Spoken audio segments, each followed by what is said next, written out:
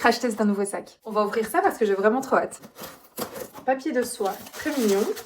Sur le site, ils indiquaient que c'était un cuir de veau grainé, appelé aussi cuir Epsom. Les amoureux d'Hermès, vous connaissez certainement. C'est un cuir de France, donc ça me plaît. Alors ça, je m'y attendais pas. Il y a même un dust bag, c'est déjà très bien parti. Là, ça commence à sentir le cuir.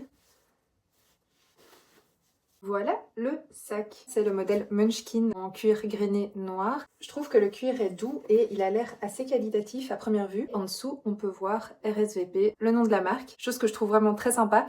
On a ici le numéro du sac, sachant que ce sont des sacs qui sont fabriqués en quantité limitée. Voilà, ça distingue vraiment mon sac. On n'a pas de signe distinctif de la marque, c'est vraiment ici embossé sur la base du sac. C'est quelque chose que j'aime beaucoup, ce côté un petit peu, si vous savez, vous savez. L'intérieur est en cuir lisse et ici on voit les deux aimants.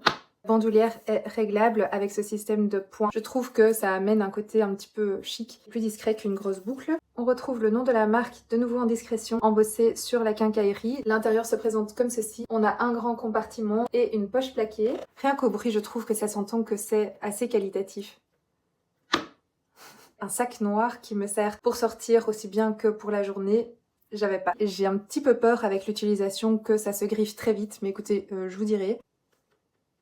Je dois dire qu'il est assez léger. On est à J+7 et c'est le moment de faire un petit retour sur ce sac. En plus, je viens de rentrer et il pleuvait. Alors, il y a eu quelques petites gouttes sur le sac, mais au niveau de la quincaillerie, ça a l'air d'aller. C'est le sac que j'ai pris pendant une semaine non-stop. Je n'ai pas encore assez de recul, mais globalement, mon impression est bonne. Par contre, au niveau de la bijouterie, comme il s'agit d'une surface qui est vraiment en effet miroir, il y a une première griffe qui est apparue ici sur le côté gauche, je ne sais pas si on la verra. Maintenant voilà, c'est une matière qui se raye très vite et si vous avez des ceintures avec cette surface là, c'est pas une question de qualité, c'est vraiment la surface et la matière qui ont tendance à vraiment se griffer assez facilement. Donc voilà, je ne pouvais pas ne pas vous le dire.